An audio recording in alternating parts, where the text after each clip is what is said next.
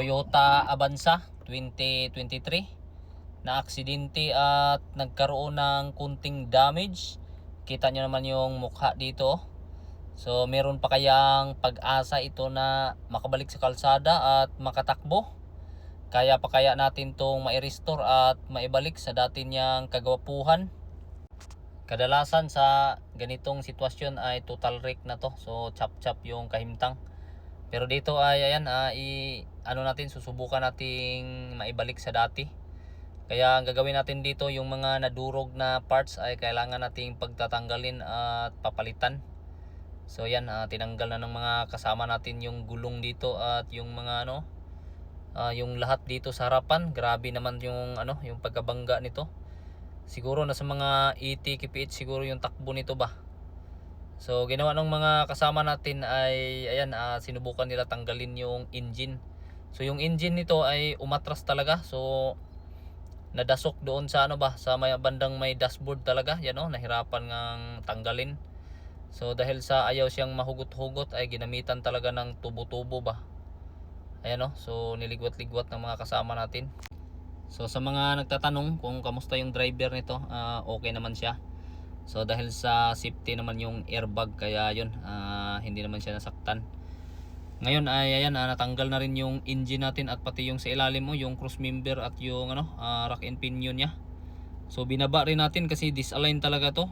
Itong mga parts na to ay papalitan natin ng buo talaga.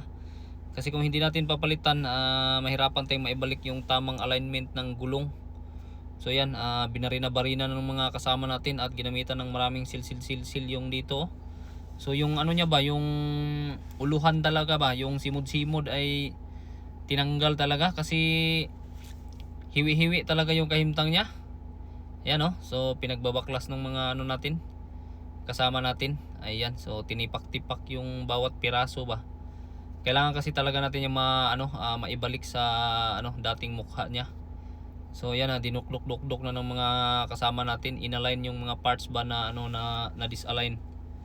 Ayan so ang liliit na piraso at ininat-inat nila yung yung mga metal. Tapos dito naman sa sa harapan, kita nyo yung airbag na sabog talaga. So yan yung nagiging safety, kaya kagandahan pag merong airbag yung sasakyan, kasi hindi bundak-bundak yung ulo natin sa manibela. Ayan, so yan yung airbag. Papalitan din namin yan kasi sumabog na. Ayan, so ginawa kasi namin dito, tinanggal yung yung dashboard kasi yun nga, sa ilalim ng dashboard yung flooring niya ay umatras din. So na talaga, sobrang lakas talaga nung impact, pati yung salug-salug ay na disalign at umatras. Ayan so dito ay nagsimula nang mag-assemble yung mga kasama natin, yung mga parts na natapos ng ma-align ay ayun sinimula ng isa sa uli. Medyo matagal-tagal talaga to na natapos. Mga inabot kami ng 1 buwan ata sa trabaho nito, kasi yun na nga, nag-order din tayo ng mga parts kasi kailangan nating palitan yun yung mga pinagkakabit na mga babag-babag dyan ba, yung mga pati yung headlight na yan ay pinalitan natin yan. Kaya siyempre nag pa tayo sa Manila, kaya yun, tumagal-tagal ng konti. Pero okay naman, pati yung hood ay pinalitan na natin. So yung hood nito ayan so baklas din yan sa unit na iwan ko lang kung saan kumuha yung supplier natin, pati yung bumper So yung headlight, bumper, radiator, lahat. So pinalitan yun sa harapan. Alam nyo naman na durug yung kahimtang ng mga parts. So pagkatapos na ma-assemble ay ayan nagtira na ng si Matsuki, pintal-pintal. So yun, para mag-sim ng kulay, kasi kita nyo naman yung kulay ng hood natin at bumper. So fast forward tayo, tumira lang naman si Matsuki dito kasi pero yan yung pintor talaga natin yung tumira dito buo, kasi hindi pa man tayo marunong talaga magtira ng painting, baka magkabang-kabang yung kahimtang ba. So yan pagkatapos na matirahan ay nagbapping na agad para suminaw-sinaw yung painting natin. Pagkatapos ng ay ayan sasauli na yung engine.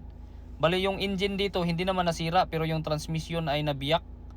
Pero yun, in-overhaul namin yung transmission at nasauli naman lahat. Kaya ayun, goods na. Sinauli na ng mga kasama natin.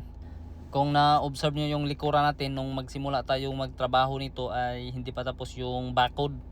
Pero ngayon kita nyo na yung bakod ay tapos na, sarado na yung likuran. So medyo nagtagal-tagal talaga at ayan, fast forward na tayo tapos nang mausauli yung engine at kaya ayan, nilinisan na lang yung buong body. Ayan, so ito na yung finished product natin. So tingnan natin, wala na namang parang wala namang palatandaan na nagkaroon ng experience na disgrasya.